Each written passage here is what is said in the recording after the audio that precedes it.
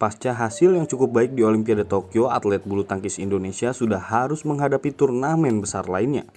Kejuaraan bergu Piala Sudirman akan segera bergulir mulai 26 September hingga 5 Oktober di Finlandia.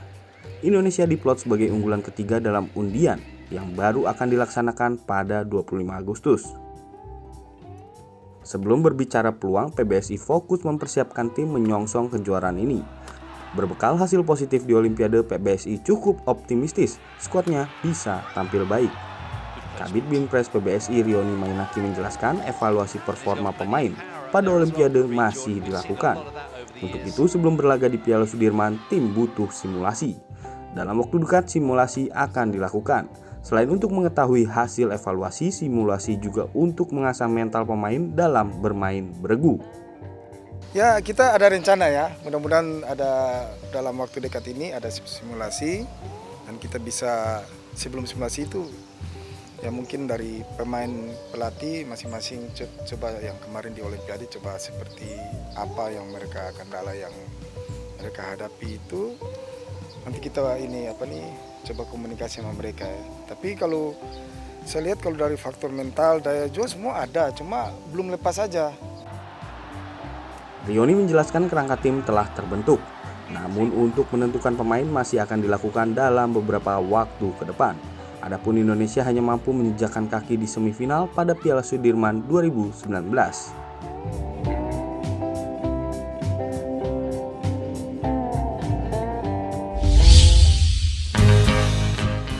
PBSI menggelar simulasi jelang Piala Sudirman dan Thomas Uber dengan format Piala Sudirman di Platnasi Payung Selasa siang.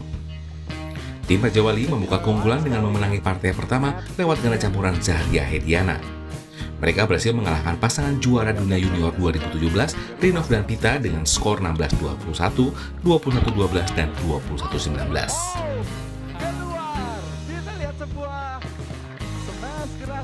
Tim Garuda berhasil menyamakan kedudukan setelah merebut kemenangan di partai kedua lewat sektor ganda putri.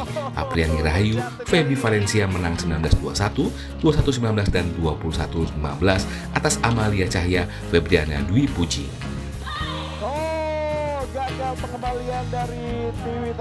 Ganda putra dipertandingkan di partai ketiga. Tim Raja Wali kembali unggul setelah Hendra Setiawan Muhammad Reza Pahlevi menang 3 game atas Markus Gideon, Pramudia Kusuma Wardana 16-21, 21-18, dan 21-14. Skor kembali imbang setelah tim Garuda meraih kemenangan lewat tunggal putra.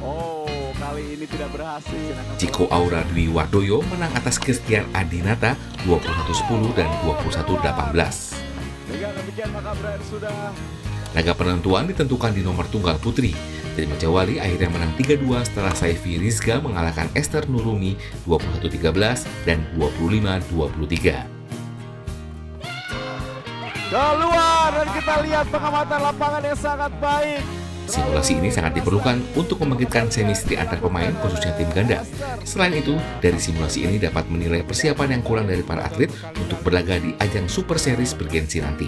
Ya, jadi pertama berdasarkan pengalaman kita, selain latihan, teman-teman juga harus menerapkan feel-nya. Ya gimana kalau kemudian mereka dihadapkan sebuah pertarungan yang langsung, jadi bukan hanya latihan harian, latihan smash, bertahan, tapi gimana mereka ada dalam suatu situasi pertarungan. Nah, dalam situasi pertarungan itulah kita akan bisa mendapatkan informasi tentang berbagai hal. Salah satu diantaranya seperti yang tadi saya sebutkan terkait dengan masalah gimana sebenarnya staminanya, gimana mentalnya. Mental ini kan yang paling penting ya. Kemudian gimana stamina dan teknik. Dan kalau yang seperti ini ganda, kita juga pengen lihat chemistry-nya. Nah, teman-teman bisa lihat kan tadi salah satu kelemahannya adalah orang itu chemistry-nya belum jalan betul. Simulasi Piala Sudirman dan Thomas Uber hari kedua pada hari Rabu akan mempertemukan tim Harimau dengan tim Banteng mulai pukul 1 siang dan disiarkan langsung oleh Kompas TV, independen dan terpercaya.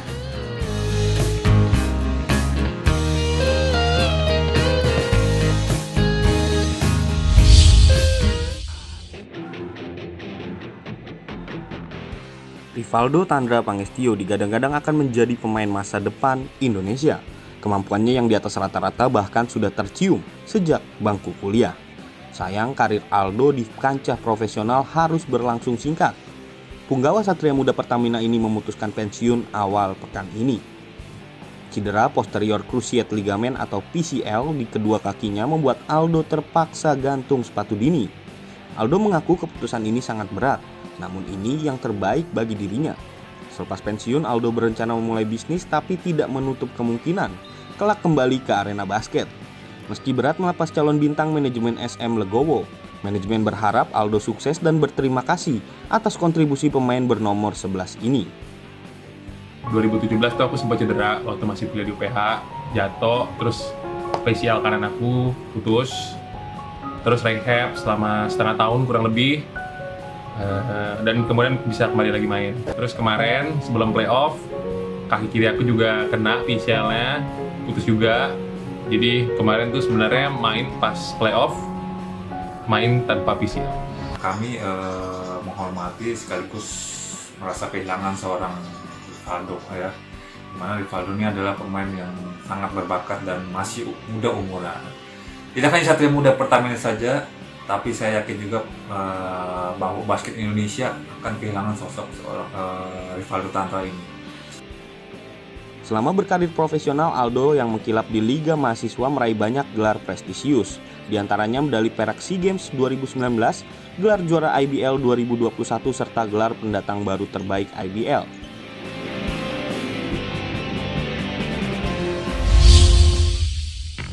Skuad Timnas Sepak Bola Putri Indonesia kembali menjalani pemusatan latihan mulai 31 Agustus hingga 20 September di Stadion Mini Cibinong, Jawa Barat. Pemusatan latihan kali ini dalam rangka mempersiapkan tim menuju kualifikasi Piala Asia yang digelar mulai 27 September di Tajikistan. Indonesia tergabung di grup C dan akan bersaing dengan Singapura serta Irak. Ada 30 pemain yang dipanggil terdiri dari kombinasi pemain junior dan senior. Pelatih Timnas Sepak Bola Putri Indonesia Rudy Eka Priyambada memang sengaja memilih kombinasi ini untuk mencari pemain yang memiliki skill dan determinasi tinggi. Rudy menargetkan Indonesia lolos dari kualifikasi grup. Di sisi lain, minimnya kompetisi membuat fisik pemain turun drastis. Untuk menyiasatinya, tim pelatih memberikan porsi latihan sehari 2 kali dengan fokus pembenahan fisik di awal. Dari TC-TC sebelumnya, ada kan TC pertama, TC kedua, kali ini TC ketiga kita melibatkan beberapa pemain senior seperti Rani, terus punya Vivi, kita kembalikan lagi. Sekiranya ini Piala Asia, ini piala yang sekiranya kelasnya untuk senior. Jadi ada regenerasi dan juga masih memakai beberapa pemain yang berpengalaman. Kesulitan sih yang pertama fisik ya, adaptasi fisik, mungkin taktikal juga karena kan pelatihnya juga baru. Tapi mau gimana pun saya sih harus siap gitu. Mau pelatihnya siapapun, taktik juga kan pasti beda-beda, yaitu adaptasi di setiap latihannya mungkin lebih fokus lagi gitu. Dari 30 pemain yang dipanggil, belum seluruhnya hadir ke pemusatan latihan, terutama mereka yang berdomisili di wilayah timur Indonesia. Kali ini beberapa pemain senior kembali diberi kesempatan, seperti Zahra Musdalifah serta Vivi Octavia.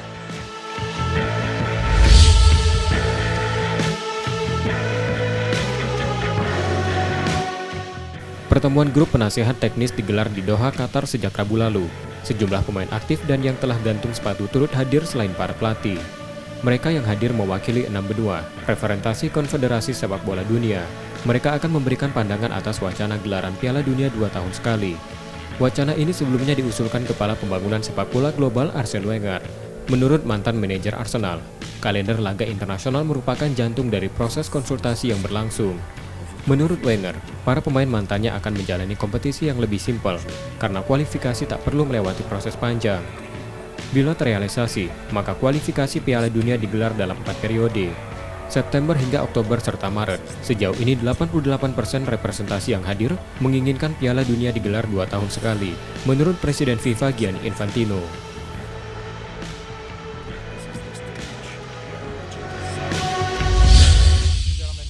FIBA baru saja selesai melakukan undian untuk kualifikasi Piala Dunia FIBA 2023. Indonesia yang merupakan satu dari 3 tuan rumah Piala Dunia berada di grup C. Merah Putih akan bersaing lolos ke fase berikutnya melawan 3 negara Timur Tengah, Lebanon, Syria, dan Arab Saudi. Di atas kertas, 3 negara ini memiliki ranking lebih baik ketimbang Indonesia, terutama Lebanon dan Syria yang pada kualifikasi FIBA Asia menyapu bersih semua laga dengan kemenangan. Meski begitu, Timnas Basket Indonesia tetap optimistis. Manajer Timnas Basket Indonesia Fareza Tamrela bahkan berani menyebut timnya bisa finish minimal di peringkat 2. Di sisi lain, Kapten Indonesia Arkidika Wisnu sangat termotivasi sebab lawan yang dihadapi merupakan lawan yang relatif baru bagi Indonesia.